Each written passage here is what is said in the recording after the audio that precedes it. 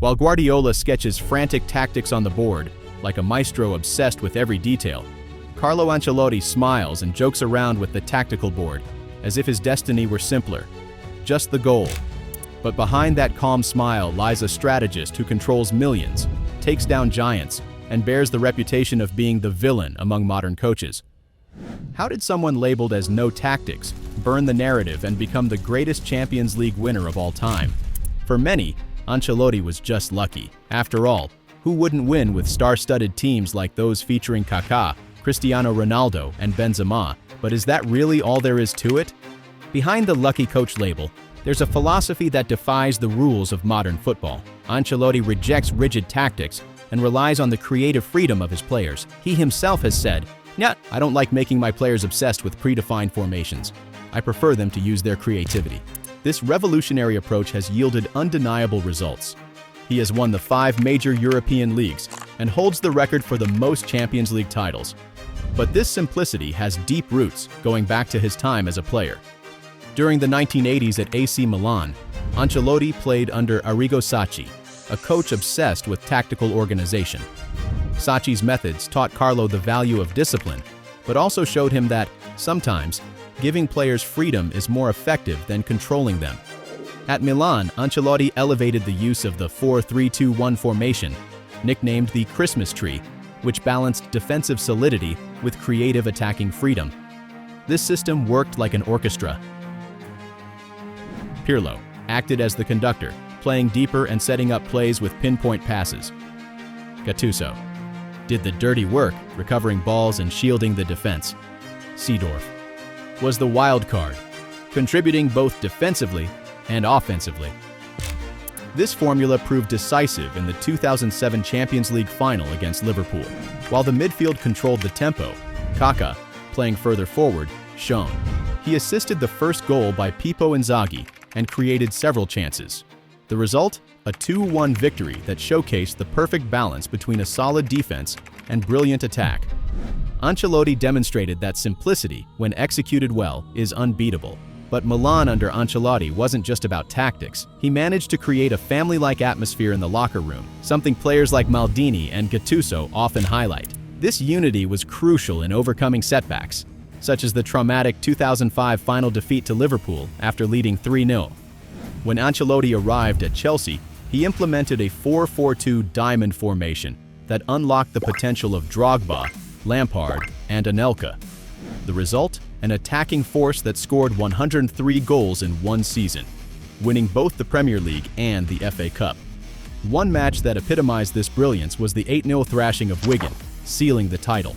Drogba scored a hat-trick, Lampard dominated the midfield, and Chelsea looked unstoppable. But this success also revealed another side of Ancelotti, his ability to adapt quickly to new cultures and challenges. In a league renowned for its physicality and intensity, Carlo managed to implement his style without losing the essence of English football. At Real Madrid, Ancelotti faced the challenge of managing a squad filled with superstars. During his first stint, he utilized a 4-3-3 formation with a front three of Cristiano Ronaldo, Bale, and Karim Benzema, supported by Luka Modric and Toni Kroos in midfield for stability and creativity. The historic La Decima in 2014 was the crowning achievement of this work. In the final against Atletico Madrid, Real trailed until the 93rd minute when Sergio Ramos equalized, thanks to key substitutions like Marcelo and Isco. In extra time, the team surged to a 4-1 victory. Ancelotti's tactical decisions under pressure were critical to this triumph. In his second tenure at Madrid, he faced new challenges, an aging midfield, and the task of integrating young talents like Vinicius Jr. and Federico Valverde. The 2022 Champions League semi-final against Manchester City was another masterclass in his tactical acumen. Real trailed 5-3 on aggregate until Rodrigo came off the bench to score twice in the final minutes, with Benzema completing the comeback in extra time. Once again, Ancelotti's impeccable game reading and substitutions were key to victory. The success of Carlo Ancelotti isn't just about his tactical insights, but also his unparalleled ability to connect with players on a personal and professional level. Throughout his storied career, Ancelotti has fostered trust, loyalty, and growth within his teams, making him a revered figure in football management. At Bayern Munich, Ancelotti's impact on Robert Lewandowski is a testament to his management philosophy. The striker stated, "Carlo is a great guy who always talked a lot with the players. He gave me a special feeling. Not just self-confidence, but also the belief that I could take one or two more steps in my career." By building strong and genuine connections, Ancelotti not only made Lewandowski feel valued, but also inspired the player to reach his full potential. Ancelotti's influence is equally evident in the development of Federico Valverde at Real Madrid. Known for his work ethic and versatility, Valverde attributes his growth to Ancelotti's subtle communication and unwavering confidence. "Carlo, with just a look, tells you so much that helps you grow as a player and as a person. I used to get angry when I didn't start, but now I've learned."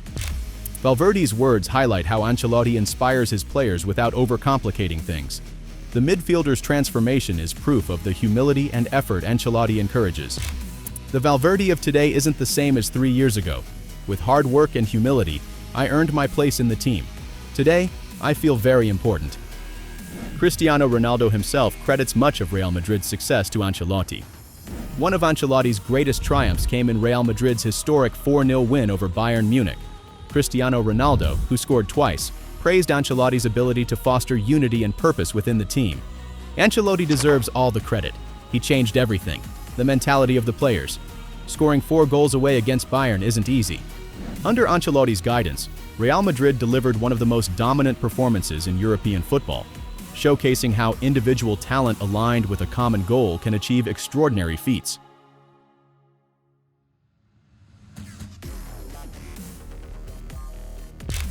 Carlo Ancelotti may not have a tactical manifesto like some of his peers, but his influence on the game is undeniable. He has proven that success isn't just about tactics, it's about understanding players, building trust, and adapting to each situation. In Brazil, we had Romario, a player who, much like Ancelotti, seemed to ignore the obsession that drives so many professionals. He wasn't a fan of exhausting training sessions, yet he won the World Cup and was named the best player in the world. To hear this incredible story, just click on the video here or the card above.